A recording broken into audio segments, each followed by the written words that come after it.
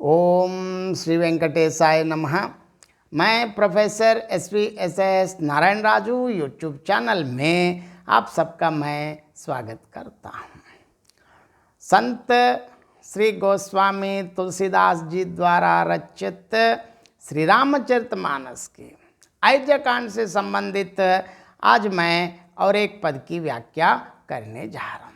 अब राजा दशरथ जी और कैकेयी जी के बीच में जो वार्तालाप चल रहा है, दशरथ जी बता रहे हैं कि श्री रामचंद्र जी को राज्य का लोभ नहीं है और उनका भरत पर अत्यंत स्नेह है।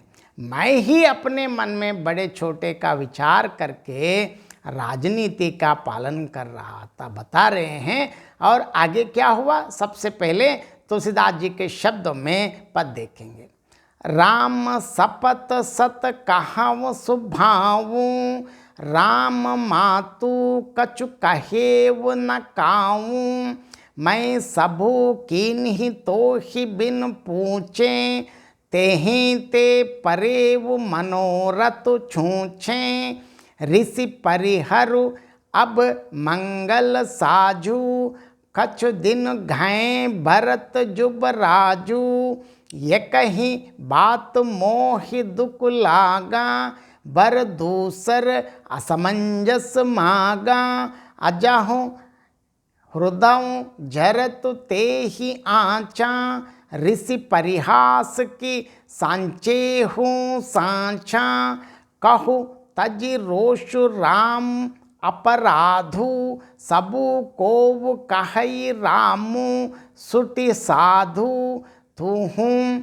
सराहस करसि सनेहु, अब सुनि मोहि भयउ संदेहु, जासु स्वभाव अरिहि अनुकूला, सो किमि करिहि मातु प्रतिकूला, प्रिया हास ऋषि परिहरहि मागु, बिचारी विवेकु, जेहि देखा अब नयन भरि भरत राज अभिषेकु।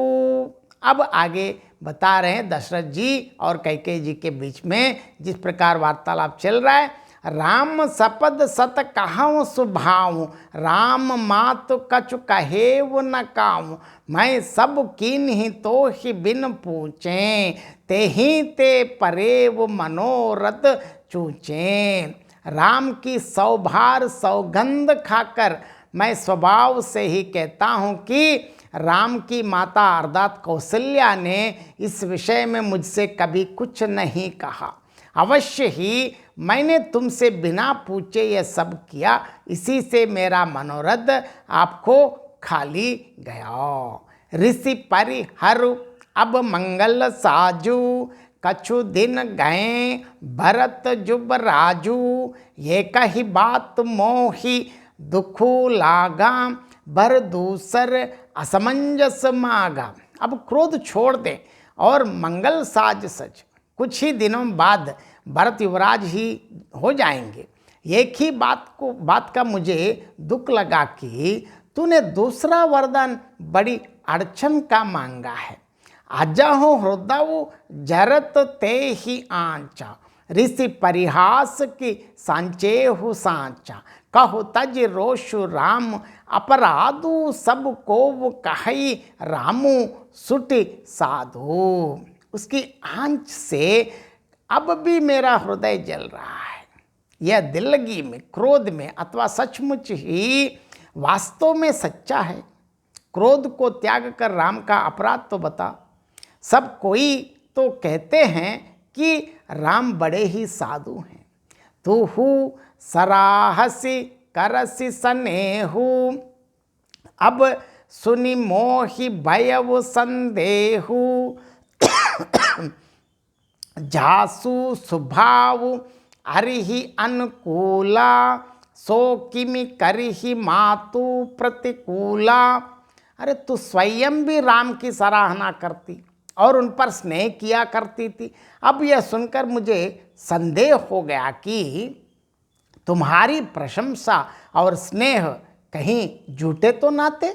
जिसका स्वभाव शत्रु को भी अनुकूल है, वह माता के प्रतिकूल आचरण क्यों करेगा। प्रिया हास ऋषि परिहरहि मागु बिचारी विवेकु जेहि देखा अब नयन भरि भरत राज अभिषेकु।